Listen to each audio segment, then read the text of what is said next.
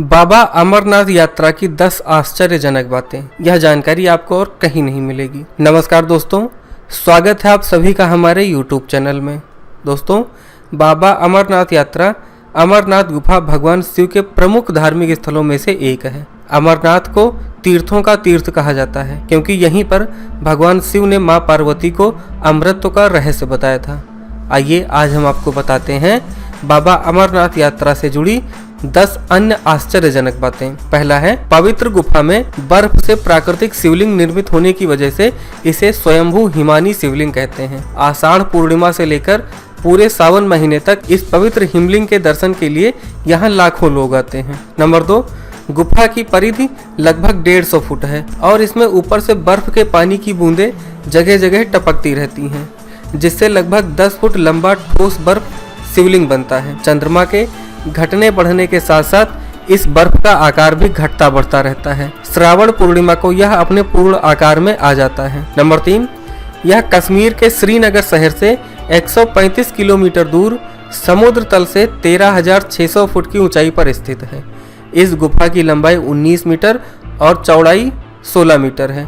गुफा 11 मीटर ऊंची है। नंबर 4, इसी गुफा में माता पार्वती को भगवान शिव ने अमृत कथा सुनाई थी, जिसे सुनकर सदयोजात सुख शिशु सुखदेव ऋषि के रूप में अमर हो गए थे। गुफा में आज भी श्रद्धालुओं को कबूतरों का एक जोड़ा दिखाई दे जाता है, जिन्हें श्रद्धालु अमर पक्षी बताते हैं। वे भी अमर कथा सुनकर अमर हो गए हैं। नंबर 5, ऐसी मान्यता भी है कि जिन श्रद्धालुओं को कबूतरों का जोड़ा दिखाई देता है, उन्हें शिव पार्वती अपने प्रत्यक्ष दर्शनों से निहाल करके उस प्राणी को मुक्ति प्रदान करते हैं। नंबर 6, कुछ विद्वानों का मत है कि भगवान शंकर जब पार्वती को अमर कथा सुनाने ले जा रहे थे तो उन्होंने छोटे छोटे अनंत नागों को अनंतनाग में छोड़ा, माथे से चंदन को चंदनवाड़ी में उतारा, अन्य पिस्सुओं को पिस्सू घाट पर और गले के शेषनाग को शेषनाग नामक स्थान पर छोड़ा था।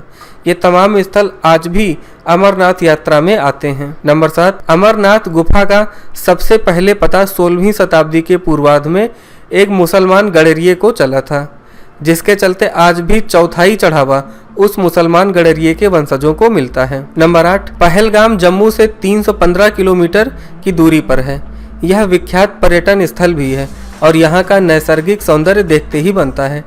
पहलगाम तक जाने के लिए जम्मू कश्मीर पर्यटन केंद्र से सरकारी बस उपलब्ध रहती है। नंबर 9, पहलगाम के बाद पहला पड़ाव चंदनबाड़ी है, जो पहलगाम से 8 किलोमीटर की दूरी पर है। पहली रात तीर्थयात्री यहीं बिताते हैं। यहाँ रात्रि निवास के लिए कैंप लगाए जाते हैं। इसके ठीक दूसरे दिन पिस्सू घाटी की चढ़ाई शुरू होती है। नंबर 10, कहा जाता है कि पिस्सू घाटी पर देवताओं और राक्षसों के बीच घमासान लड़ाई हुई है, जिसमें राक्षसों की हार हुई। लिद्दर नदी के किनारे किनारे पहले चरण की यह यात्रा ज्यादा कठिन नहीं है। चंदनबाड़ी से आगे इसी नदी पर बर्फ का यह पुल सलामत रहता है। ये हैं बाबा अमरनाथ यात्रा के कुछ रहस्यमय और तथ्य। इन्हें आपको पता होना जरूरी है।